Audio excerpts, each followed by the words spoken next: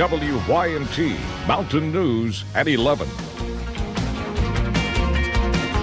Good evening, I'm Connor James. We're still working to learn more about a fatal stabbing in Pike County today. It all happened on Cox Farm Road in the Regina community this afternoon. So far, no arrests have been made. State troopers have not released the name of the victim yet. And a 7-year-old girl was shot in the head. She's in critical condition as doctors work to save her life. It all happened in the town of Shively near Louisville today.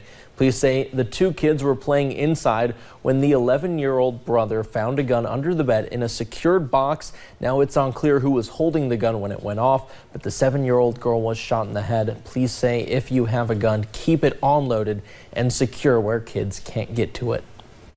The likelihood of you needing your gun so quickly that you would leave it readily available and loaded is just, it doesn't happen. It happens on TV and in movies. It doesn't happen in real life. Keep them locked up and out of the way. Officers continue to investigate. It's unclear if any charges will be filed. Today in Bell County, Shelby Shell, the man accused of killing former Everett's Mayor Ronnie King in 2013, continued day 3 in his murder trial. Family members of both King and Shell testified in addition to several others. WYMT's Hannah Reynolds has the latest. 6 years ago, Shelby Shell claimed he didn't kill Ronnie King. I'll beat it in court because I will, because, I mean, I didn't do it, what I'm saying? They ain't got no evidence on me, what I'm saying? I ain't done nothing. Now he's being tried for murder. And from the witness stand, his brother Ernie Shell doesn't agree with Shelby's plea. He says, I want you to know something, Holmes. He said, I'm a real killer. And that's when he pulled the pistol out. But Ernie Shell is not the only one to say so. The jury heard it in Shelby's words on a tape recording played during James Collins' testimony. It was about him killing the guy. He responded with laughter. Former detectives say the multitude of evidence from both Ronnie King and Shelby Shell tell the same story. He had this on his person at the time of the arrest. Shelby Shell. And Shelby Shell is sticking to his words from 2013. In Bell County, Hannah Reynolds, WYMT Mountain News. Now the Shelby Shell trial will continue tomorrow at 9 a.m. And warmer weather brings new concerns in Martin County, and your children, they could be at risk. Officials say people have found used needles at multiple spots, including public parks. The sheriff's office has faced a tough road for the past year. It only seems to be getting more rocky. Sheriff John Kirk says he would like to crack down on those using needles in public, but he just doesn't have the manpower to do it. It's a sad thing. It's my job as sheriff. It's my job to try to intervene here. But, with the resources we have, it's only going to get worse. If you find needles, you can bring them to the sheriff's office or the doctor's office where they have a proper disposal box. Sheriff Kirk suggests putting them inside a bottle so that no one can be pricked.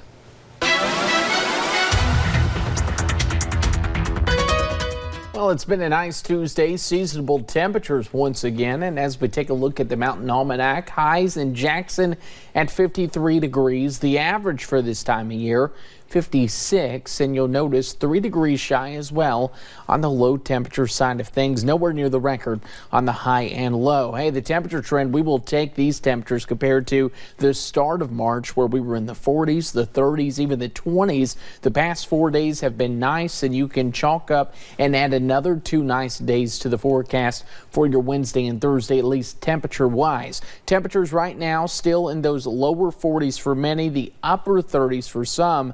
And we'll continue to see us hover right around where we are now as an incoming system brings a warm front with warmer temperatures for your Wednesday and eventually some showers and storms for that Thursday forecast. Connor, a full look at everything you need to know, breaking it down day by day, is coming up in a few short minutes.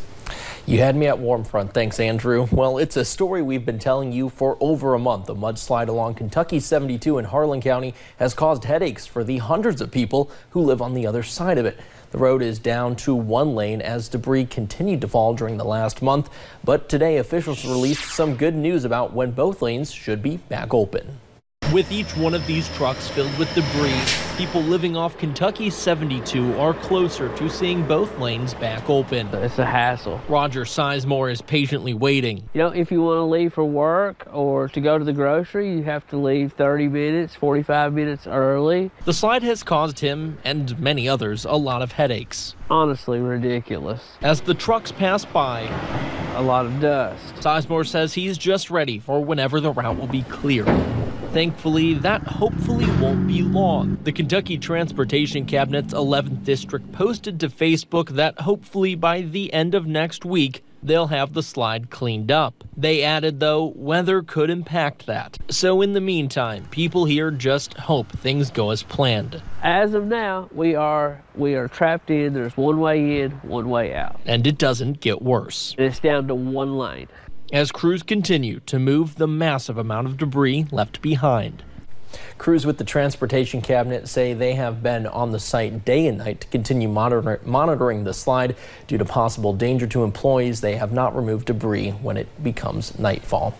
And it's spring break for students at St. Joseph's University in Philadelphia. Every year, the student ministry group called APEX, short for Appalachian Experience, comes to work and learn about the region for a week. The group of 25 is in Hazard this week, hiking and exploring the area, while also helping the Housing Development Alliance build homes for those in need in the community. It should be a growing experience, and each trip is different, so like hopefully they're able to push themselves out of their comfort zone and like take at least one thing. Like, you don't have to be a completely different person when you get home. It might be the tiniest thing, but in some way hopefully they take a conversation or a smile or working hard on the work site and like take that away and somehow grow from that experience.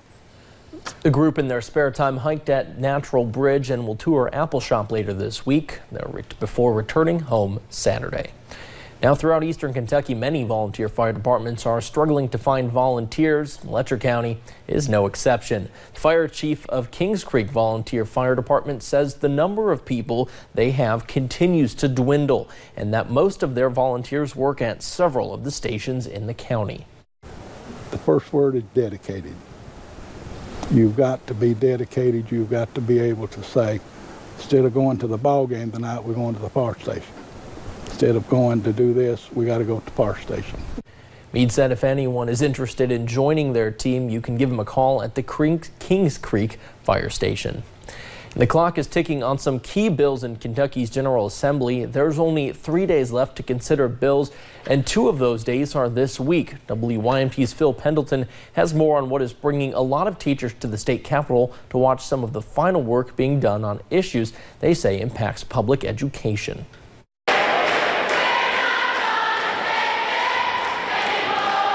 Teachers say with the legislature winding down, they will not back down in their effort to send a loud and clear message to lawmakers. And there are all kinds of maneuvers, like there could be a shell bill, and they are allowed to slip some legislation into that. And, you know, there's a lot of ways they can manipulate the procedure. That happened last year when a pension overhaul became part of a sewage bill. It was later overturned and a special session failed to produce legislation. Now, with the regular session only having 3 days left, can a pension bill still happen? I don't think that there will be anything addressing a global pension reform. As I've said all year long, I think that we have to acknowledge that it's going to be very difficult to get consensus during a short session. 2 other bills have drawn the ire of teachers this year. One deals with tax credits for private school scholarships, called the School Choice Bill. Another would restructure the way people are elected to the Board of Trustees for the Teacher Retirement Board. That bill was approved in committee, but has not been called up for a full House floor vote. I'm not willing to proclaim it dead at this point because they're still working on it, but it's getting very, very difficult to pass anything at this juncture of the session. There's been sick outs and some districts have closed so that teachers can follow the process. Others say their districts are sending groups of educators to sit in on the various meetings. Absolutely. I think we've made a difference being here, going to all the committee, as many committee meetings as possible, not necessarily for education because sometimes they may slip one on in A&R. Thursday is the final day this week to consider legislation before the veto break. In Frankfort, Phil Pendleton, WYMT Mountain News. Lawmakers did vote to amend their calendar so that they will have an extra day this week to consider legislation that will come back for their final day, March 28th, which is traditionally a day to consider gubernatorial votes. Well, coming up at 11, the black boxes have been located, but there's still no official word on what caused the Ethiopian Airlines crash. The latest from the FAA, whether passengers in the U.S. should be concerned. In a sweeping college admissions bribery scandal, celebrities and the elite face charges over a multi-million-dollar scheme. And increasing temperatures continue as we head into the next couple of days. We'll break down what you need to know in a few short moments. Boating. Tundra. A little R&R. Camry. Wow, she's good. Off-roading. 4Runner. Our treasure hunting. Highlander mateys. Thanks. Wherever you want to go, we've got a great deal on a Toyota to get you there. Now you can get the aggressively sophisticated new 2019 Highlander with a low mileage lease of just $259 a month. Or get $1,250 on Highlander. Ready, set, go get your Toyota today. Toyota, let's go places. It's taking over. There's no escape. You better get moving. Ready or not. Start the go down. Here it comes now. Get ready. Get ready. Moving. Ready or not. Get ready.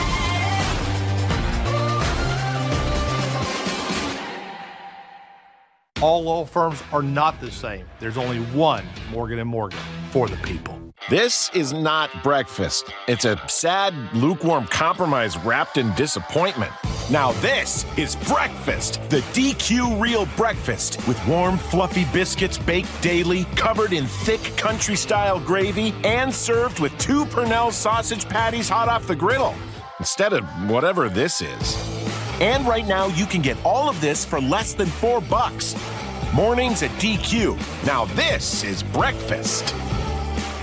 March Madness! Bluegrass RV of Ashland has completely gone mad. Our leftover 2018 models are priced so low, we can't even advertise it. Bluegrass RV will not be undersold. You can bank on that. Bluegrass RV of Ashland.